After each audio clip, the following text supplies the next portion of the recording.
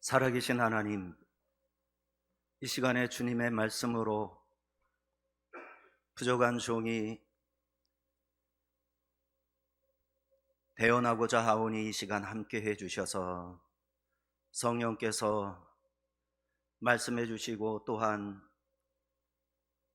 능히 깨달아 할 수 있도록 가르쳐 주시고 마음의 신비에 새겨 주시사 그 귀한 말씀을 우리의 삶에, 우리의 사역에 고스란히 살아낼 수 있도록 도와주시옵소서. 모든 것을 주님께 의탁하옵고 예수님 이름으로 기도하옵나이다. 아멘. 빌립보서는 옥중서신이지요. 바울이 3차 전도 여행 중에 에베소 교회를 세우게 되는데, 어떤 역사 기록에 의하면 53년 가을에 아시아의 속주 총독 마르쿠스 유니우스 실라누스라는 사람이 바울을 체포합니다. 이 사람은 에베소의 총독으로 부임한 지 얼마 되지 않았어요. 그래서 유대인들이 이 사람이면 잘 통할 수 있겠다 싶어서 바울을 고소했던 것이죠. 그들은 예루살렘으로 보내던 성전세가 갑자기 줄어들었어요. 예루살렘으로 가급적이면 큰 돈을 보내야 되는데 너무 액수가 작아진 거예요. 그래서 조사를 했더니 골로새, 서머나, 버가모 이런 데서 걷어들이던 이 성전세가 택없이 부족해진 거예요. 보니까 바울에게로 그 돈을 다 보낸 겁니다. 이들의 입장에서는 성전세를 중간에 가로챈, 말하자면 공금 유용하는 사람으로 보였던 것이죠. 그런데 이유가 있었어요. 그것은 뭐냐면 에베소 회당에서 그리스도인들을 전부 추방했기 때문이었어요. 회당에서 쫓겨난 그리스도인들이 바울을 통해 예루살렘의 가난한 과부들에게 기금을 보내주기 위해 바울에게 돈을 맡겼던 것이죠. 바울은 회심자들에게 성전에 보내는 성전세를 중단하지 말아라 계속 가르쳤는데도 불구하고 유대인 그리스도인들은 회당에서 쫓겨난 뒤로 그 돈을 예루살렘으로 회당을 통해서 보내는 길이 없어진 거죠. 이로 볼 때 바울에 의해 기독교가 아시아에서 얼마나 활발하게 급속하게 퍼져 나갔는지 알 수 있겠죠. 자, 로마법은 증거 없이 판결하지 않기 때문에 바울은 에베소에 오랫동안 갇혀 있어야만 했어요. 그는 로마 시민이기 때문에 총독, 관저, 집정관, 호위대의 방에서 비교적 편안히 지낼 수가 있었어요. 만약 유죄로 판명되면 끔찍하게 중임을 당할 수도 있었지만, 만약에 그럴 경우 지하 감옥에 던져져 있다가 에베소가 굉장히 로마 문화가 활발한 곳이었거든요. 검투 경기가 열릴 때 그 원형 경기장에서 다른 죄수들과 함께 경기장에 던져져요. 벌거벗긴 채 채찍에 맞아가며 무기도 없이 맨손으로 원형 경기장 한가운데 보내지게 되는데, 그러면 건너편에서 이틀이나 굶은 사자가 뛰어 덤벼드는 거죠. 이러한 상황에서 바울은 감옥 생활을 하게 되는데 아주 많은 형제들이 바울을 방문할 수 있었고 또 그에게 담대히 복음을 전할 수 있는 기회가 되었어요. 그래서 나중에 이때를 회상하면서 그때의 고난이 오히려 하나님의 복음을 전하는데 큰 도움이 되었다, 이렇게 간증을 합니다. 그렇게 갇힌 중에 빌립보 교회에서 보낸 심부름꾼이 왔는데 우리가 몇 번 들어본 에바브로 디도라는 사람이에요. 에바브로 디도는 빌립보 성도들의 사랑이 담긴 선물을 가져왔어요.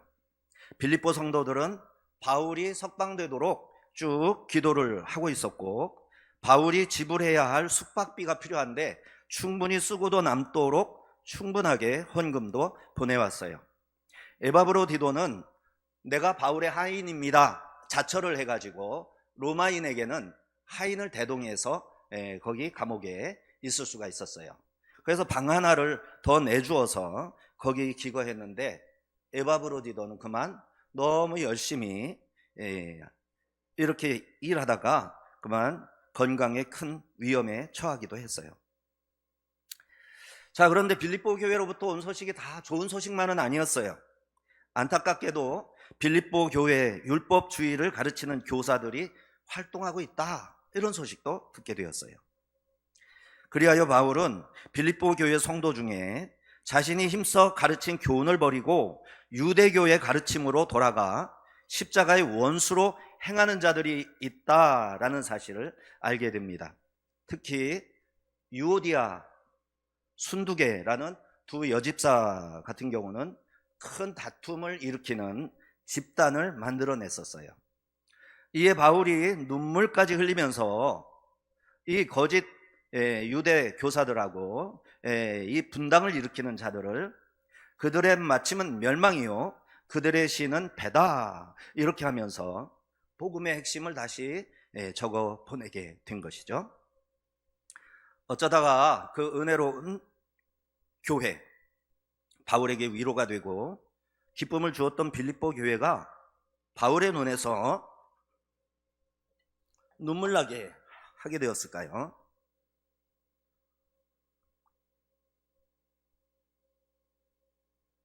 거짓 교사를 조심해야 됩니다. 교회의 변질은 생각보다 빨리 순식간에 일어날 수가 있습니다. 이들의 영향력이 얼마나 큰지, 또 매력적이어서 의외로 많은 성도들이 그들을 따라 마음을 높이고 허탄한 지식을 자랑하였어요. 예수님은 이런 이유로 바리새인들을 비난하며 거친 말을 아끼지 않고 주저하지 않으셨죠. 바울 역시 유대교로 돌아가자 하는 가르침과 바리새인 사두개인들처럼 마음을 높이는 자들에 대하여 관대하지 않았습니다. 외식하는 자들의 그럴싸한 것들을 조심해야 됩니다. 그들을 절대로 본받지 말아야겠죠. 교회를 썩게 하고 병들게 합니다. 마음을 높이려 하는 가르침을 경계해야 합니다. 바울은 오늘 본문에서 예수님의 십자가를 생각하라 합니다. 십자가의 정신과 마음을 가져야 한다고 간곡히 호소했어요. 오늘 본문 5절에서 11절은 그리스도의 찬가라고 부릅니다. 이 노래로 빌립보서의 본론이 시작되는 겁니다. 바울은 이 노래에서 예수님을 겸손하고 헌신적이고 극기적이고 자발적인 봉사의 모범으로 묘사하였어요. 5절에서 11절 이 그리스도의 찬가를 압축하면 그리스도의 마음이라고 할 수가 있어요. 우리 5절 한번 다시 펴볼까요? 성경 5절, 너희 안에 이 마음을 품으라 곧 그리스도 예수의 마음이니. 간간히 오늘 본문을 한 번씩 더 읽을 거예요. 바울은 다툼과 분열이 발생한 빌립보 교회의 성도들에게 하나 되라, 낮추라, 서로 돌아보라 1절에서 4절까지 이렇게 권면을 했는데, 이제 그리스도의 모범을 주목하라면서 예수님의 마음을 품어라 이렇게 말합니다. 너희 안에 이 마음을 품어라 라는 말은 너희가 이것을 생각하라 라는 말인데, 무슨 일을 당할 때마다 그리스도께서 그 입장이시면 어떤 생각을 하실까, 그 생각을 찾아내서 똑같은 마음을 품어라 이런 뜻이겠죠.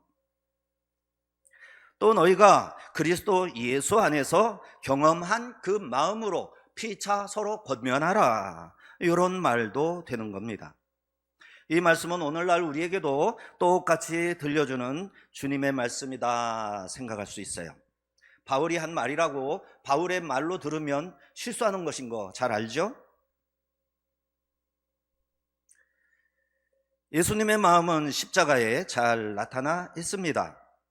예수님은 스스로 나무에 매여 달리심으로 이 땅에 오신 사명을 다 완수하였어요. 그러므로 십자가에서 발견할 수 있는 것은 죄인인 나를 대신하여 대속의 죽음을 감당해 주신 주님의 사랑이 가득한 마음을 십자가에서 찾을 수 있어요. 주님은 그 사랑 가득한 마음 때문에 부끄러움도 개의치 아니하시고 벌거 벗겨진 채로 나무에 매달리셨어요. 신명기에 의하면 나무에 달리는 것은 하나님의 저주 아래 처하는 것이라 했는데, 신명기 말씀이 그대로 성취되어야 하겠기에 예수님은 그 말씀 그대로 행하셨어요. 십자가에 계시된 주님의 마음은 기록된 말씀에 그대로 순종하는 마음이기도 한 것이죠. 저주가 주님의 순종을 막지 못했습니다. 채찍과 찔림, 육신의 고통이 예수님의 순종을 막지 못했어요. 악한 무리들이 에워싸 위협하고 짐승 같은 자들의 무자비하게 덤벼들어도 예수님의 순종하는 그 길을 막을 수는 없었어요. 또 우리는 십자가에 생명을 천하보다 귀히 여기는 예수님의 마음을 볼 수 있습니다.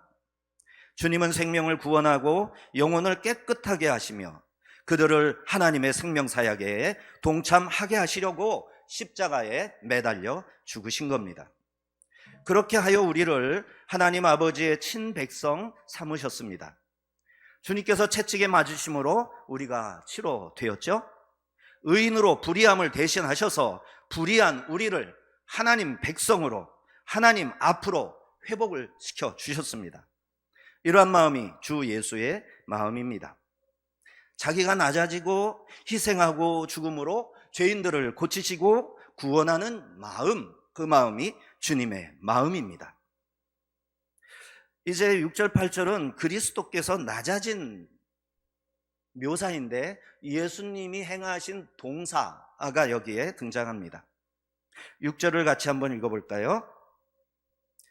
그는 근본 하나님의 본체시나 하나님과 동등됨을 취할 것으로 여기지 아니하시고. 자, 여기에서 선제교회 생각나나요? 선제하신 예수님이 묘사가 됐는데 하나님의 본체셨다. 예수님은 선제하셨는데 하늘나라 아버지 곁에서 하나님의 본체로 계셨다. 어려운 말로 모르페 이럽니다. 즉 예수님의 마음의 첫 번째는 영광스러운 하나님의 마음과 동일한 마음이시다. 하나님이 본체이시니 영원부터 지금까지 항상 하나님이시고 앞으로도 영원토록 하나님이십니다. 예수님이요. 그러나 그리스도께서는 아버지와 동등함을 취하지 않으셨습니다. 자신의 신적 지위를 붙잡지 않으신 거죠. 이는 하염없이 겸손해지기 위함이었습니다. 다른 사람을 섬기기 위해 영광의 자리에 가만히 앉아있지 않았던 것입니다. 요한복음은 우리를 살리려고 하나님의 독생자가 세상에 보내졌고 우리 죄를 속하기 위해 화목제물로 보내졌다고 기록합니다.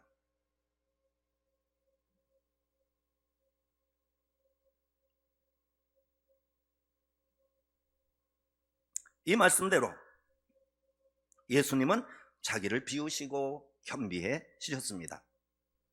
7절을 한번 천천히 읽어볼까요? 오히려 자기를 비워 종의 형체를 가지사 사람들과 같이 되셨고.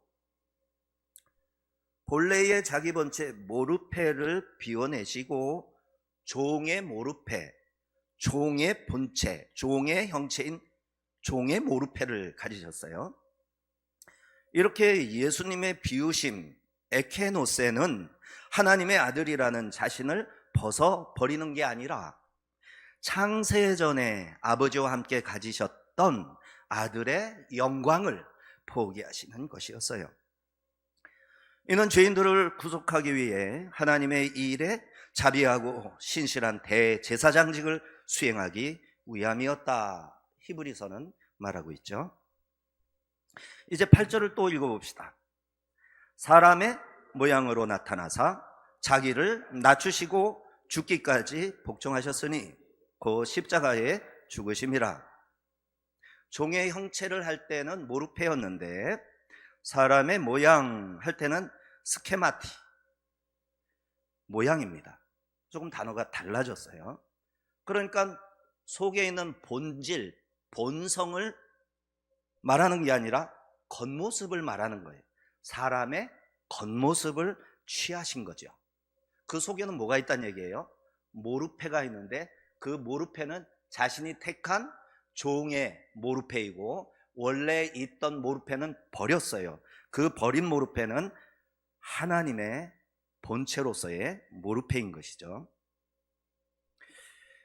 자, 그렇게 사람의 모양을 가지시고 죽음을 받아들이셨습니다. 그 죽음은 끔찍하게 짝이 없는 십자가에 못 박혀 매달리는 죽음이었어요. 하나님의 율법에 복종해서 죄의 대가를 사람 대신 다 치르신 겁니다. 전쟁터의 영웅과는 동떨어진 모습으로 성문 밖으로 끌려나가 사람들이 보는 앞에서 아주 수치스럽게 죽임을 당하셨습니다. 그 모든 조롱을 견디시고 굴욕적으로 죽으셨어요.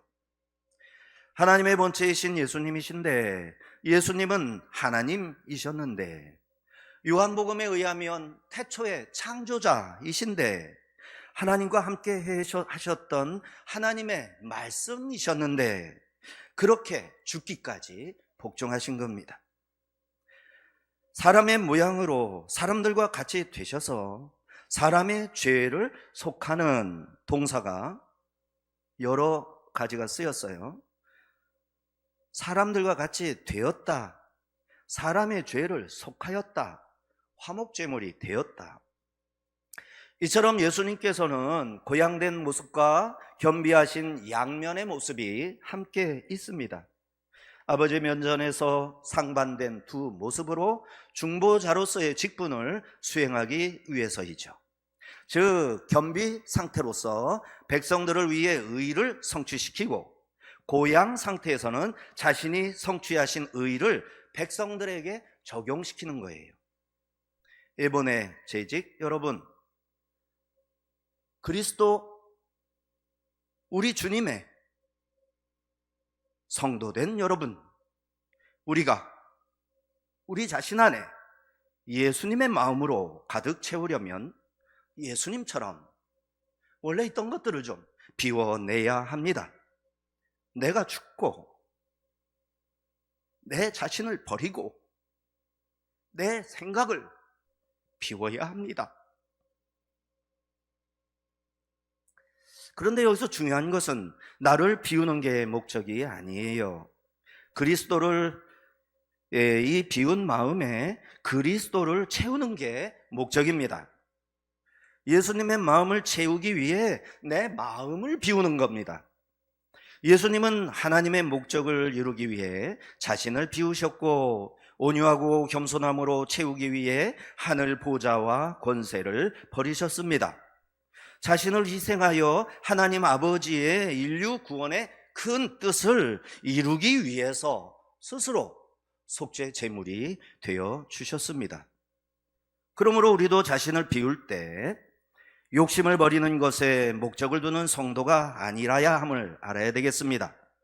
단지 욕심을 버리고 평화를 얻고자 한다면 그것은 형이 상학이나 다른 종교에서 가르치는 것들이죠.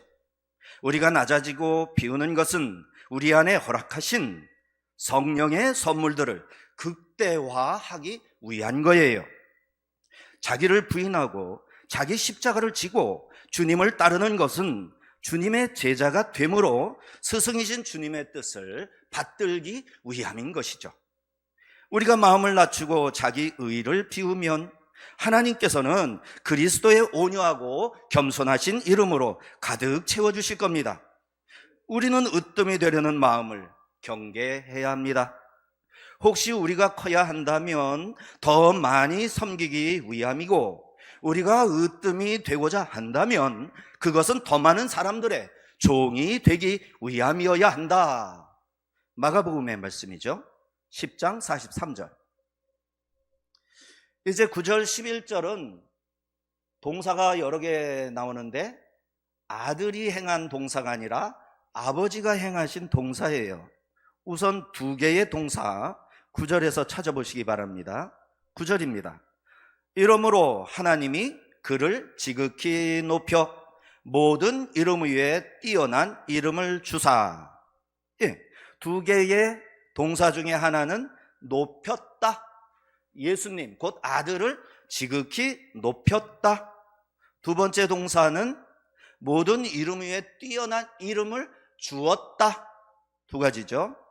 그래서 높였다, 휘페 립수오, 아버지께서 아들을 다시 살리셨고 하늘로 다시 끌어올리셨다, 이 말입니다. 즉 죽기까지 순종하고 자기를 낮추셨는데 하늘의 최고 권위에 있는 자리로 높여주셨다 말씀한 겁니다. 그리고 모든 이름 위에 뛰어난 이름을 카리조마이 주셨다 했습니다. 예수 그리스도의 이름 위에 기쁨, 은혜를 베풀어 주신 겁니다. 주님께서 말씀하신 바 누구든지 제 목숨을 구원하자 하면 잃을 것이요 누구든지 나를 위하여 제 목숨을 잃으면 얻으리라 말씀하셨는데, 예수님은 자기가 하신 말씀 그대로, 제자들에게 가르친 말씀 그대로 아버지를 향하여 자기 목숨을 찾아주시되 모든 이름 위에 뛰어나실 수 있도록 자기를 비우고 버리셨던 겁니다. 10절 말씀을 한번 볼까요? 하늘에 있는 자들과 땅에 있는 자들과 땅 아래에 있는 자들로 모든 무릎을 예수의 이름에 꿇게 하시고 굴복시켰다라는 거죠. 아들을 높이신 내용적인 측면입니다. 하늘의 천사들, 현재 땅에서 살고 있는 자들, 지금은 죽어 땅 아래에 있으나 장차 일어나 심판대 앞에 서게 될 모든 존재들이 무릎을 꿇고 예수님을 경배하게 하셨다라는 말씀이죠.